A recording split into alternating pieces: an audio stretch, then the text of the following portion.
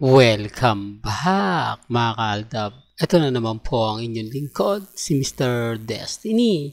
At magbibigay na naman po tayo ng pinakamainit na update po ngayon sa social media mga kaaldab. Nakakatuwa lang naman po ang mga kumakalat ngayon sa Instagram, sa Twitter at sa Facebook. Di po ba? Napakarami na pong mga komento, napakarami na nga pong sinasabi. Sabi ko nga po sa inyo mga kaaldab, sino nga po ba ang sikat? Sino nga po ba lagi nilang ilalagay sa kanilang mga website? Siyempre walang iba kundi si Alden Richards, di po ba? Kahit ano naman po sabihin nila, kahit ano naman po yung ipaliwanag nila, Aldab pa rin po malakas. Aldab pa rin po ang nangingibabaw. Di po ba? Kaya nga po, dumidistansya na rin ang Eat Bulaga. Dahil gusto nilang manood din po ang Aldab Nation sa kanila. Di po ba? Sabi ko nga po sa inyo, ito yung mga ratings na sasabihin nila fake news ako. Hindi totoo yung mga sinasabi ko, hindi daw bumababa ang ratings ng Eat Bulaga.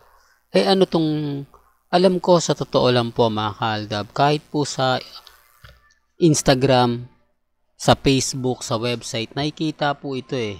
Di po ba? Kaya lang, hindi lang nila gusto yung nagbabalita. Hindi lang gusto nila yung naghahatid ng mga impormasyon gaya ko na sinasabing pinopromote ko raw yung Showtime. Di nga po ako nanonood ng Showtime.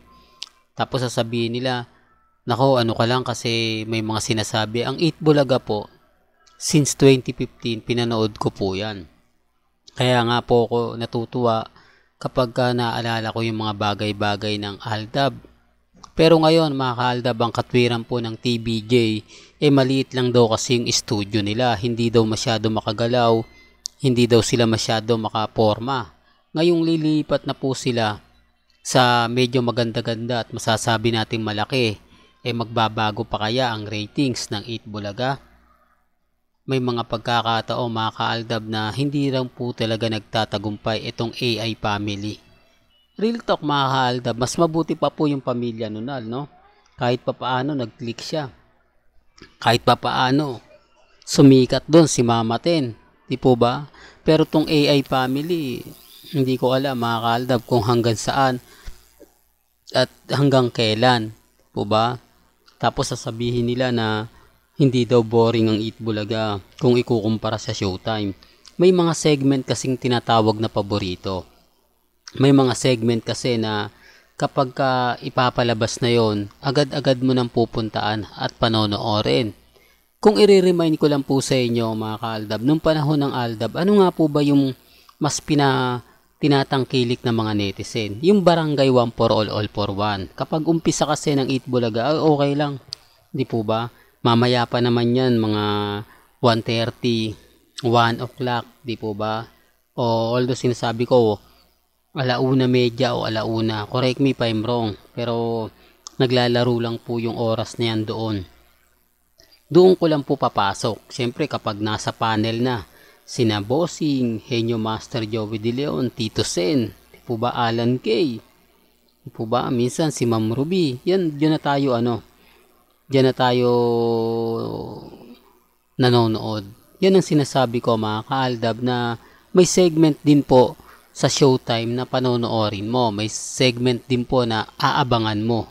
Yun po yung pinupunto ko. Pero sa Eat Bulaga, ano nga po ba segment ang kinagigiliwan? Di po ba yung sa part ng 1 for all for one? Bukod doon, wala na eh. Kaya sabi ko sa inyo, may mga gusto ang viewers na pinanonood lang nila kapag alam nilang yun na yung ipalalabas. Di po ba? Tama naman po ako di po ba? Pero bago natin ituloy itong magandang update natin, kung bago ka lang sa channel na to, at isa kang true-blooded Aldab Nation na nagmamahal po kila Mengay at Isoy, tama po ang channel na pinuntahan mo, kaya consider na po kitang bagong subscriber. At huwag mong kalimutang i-share ang mga video po natin sa mga mami, sa mga titas, at sa mga senyor. Remind ko lang po sa mga gigil na gigil sa channel natin, sa mga bumibisita, okay lang po yan. Totoo naman po sinasabi ko, totoo naman po pinapaliwanag ko na nasa history na po nila Alden Richards at ni Maine Mendoza ang kanilang birthday celebration na hindi po makakalimutan. Yan po ang 2016.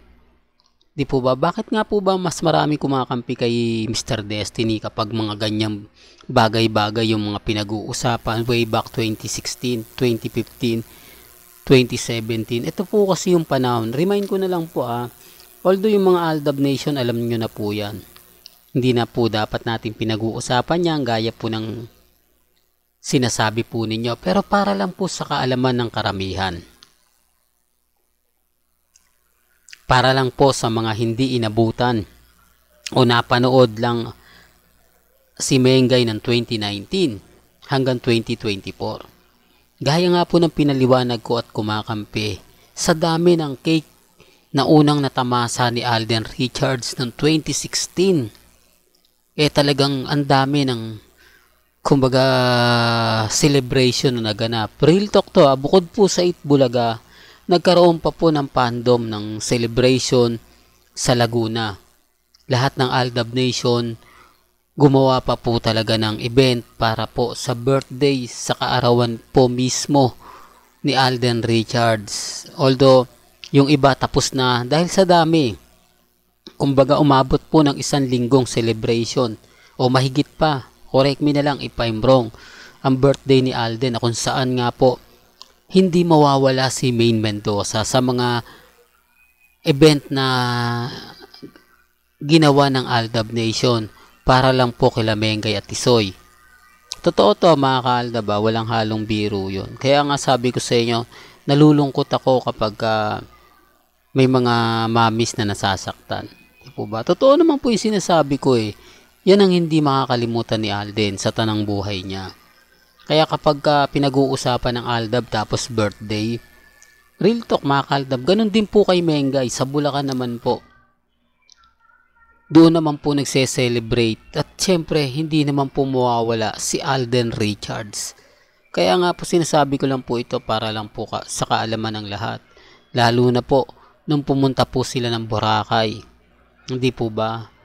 Ang dami kasi mga kwento na sinasabi ng ganito, sinasabi ng ganyan. Relax lang po kayo.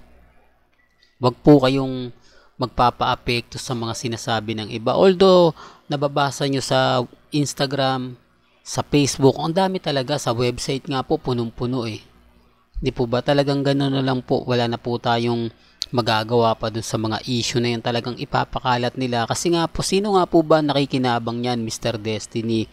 Sino nga po ba ang mas pumapabor? Yung mga artista nilang palaos na. Yung mga artista ng GMA na ididikit kay Alden para muling bumango. Para muling pag-usapan. Tapos sasabihin nila, hindi, ikaw yung nagpo-promote. Hindi ko to pinopromote. Gusto ko lang updated po kayo. Gusto ko lang malaman po ninyo yung mga nangyayari sa loob ng Instagram, sa Facebook at sa mga website. Kayo na rin po magpapatunay kung gaano po ba kalala ang mga post nila na kung saan kasal na si Alden at Catherine, may bago na silang bahay, binigyan ni Alden si Catherine ng regalo, ganito ganyan. Matatawa ka na lang po doon sa mga post, pero okay lang po yan mga ka-Aldab. Ang importante, masaya po tayo.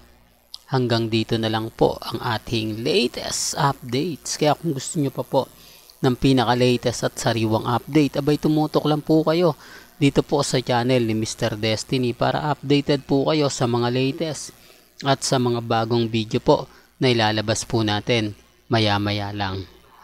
Hanggang sa muli, salamat po sa panonood at pakikinig.